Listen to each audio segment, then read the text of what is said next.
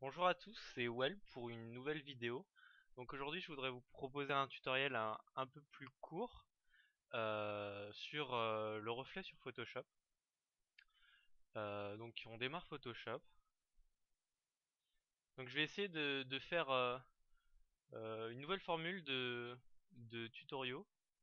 De pas tout mettre dans un seul tutoriel mais de faire partie par partie les choses que je trouve intéressantes sur Photoshop et qui peuvent vous aider.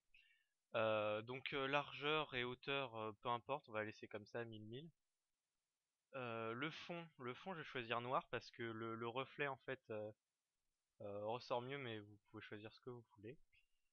C'est simplement un exemple. Donc là, je vais faire le reflet fonctionne pour tout, que ce soit du texte, une photo ou autre, ça marche pour tout. Donc voilà, le reflet. Donc là, ce que je vais faire, c'est que je vais dupliquer le calque. Donc, clic droit à dupliquer. Je vais le glisser en bas. Je vais faire un CTRL T donc pour modifier la sélection. Je fais un clic droit dessus et je vais faire une symétrie d'axe vertical. Voilà. Et après, je vais le glisser juste en dessous du calque d'origine. Je vais faire un masque de fusion. Puis après, je vais prendre l'outil dégradé du noir vers le blanc. Et donc l'idée là, c'est de cacher la zone en dessous du calque reflet copie pour voilà donner vraiment un effet de reflet. Donc, si j'y arrive, non, voilà, ça commence à ressembler à quelque chose. Il faut, euh, c'est assez spécial parce que j'essaie voilà, je vais essayer de zoomer pour, voilà. Là, c'est à peu près bien, peut-être un peu moins. Voilà.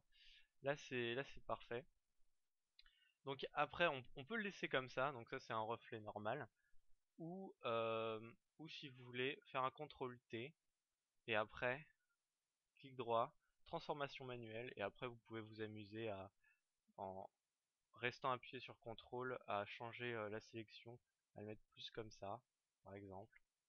Puis après, le mettre en dessous. Voilà. Voilà. Après vous pouvez faire plein de trucs. Ça fonctionne pour tout. Donc là je vais prendre l'exemple d'un bloc rouge. Donc voilà, je vais faire dupliquer le calque. Là j'ai pas besoin d'une transformation d'axe puisque c'est un carré. Donc j'ai pas besoin. Je vais faire un masque de fusion, toujours la même chose. Voilà. Puis après, si vous trouvez que le reflet est toujours trop persistant ou trop grand, on peut toujours utiliser la gomme avec forte épaisseur et d'une dureté basse. Donc en gros, plus la dureté est élevée, plus les contours sont forts, donc sont comme ça, et plus la dureté est basse, plus il y a un fondu. Donc voilà. Voilà. Donc ce tutoriel est terminé. J'espère que vous avez apprécié. N'hésitez pas à me laisser un commentaire, ça m'aide vraiment beaucoup. À rejoindre ma page Twitter, donc c'est Raphaël Well, et à vous abonner à ma chaîne aussi. Donc voilà. Merci d'avoir regardé et je vous dis à plus tard pour une nouvelle vidéo qui arrive très prochainement. Ciao.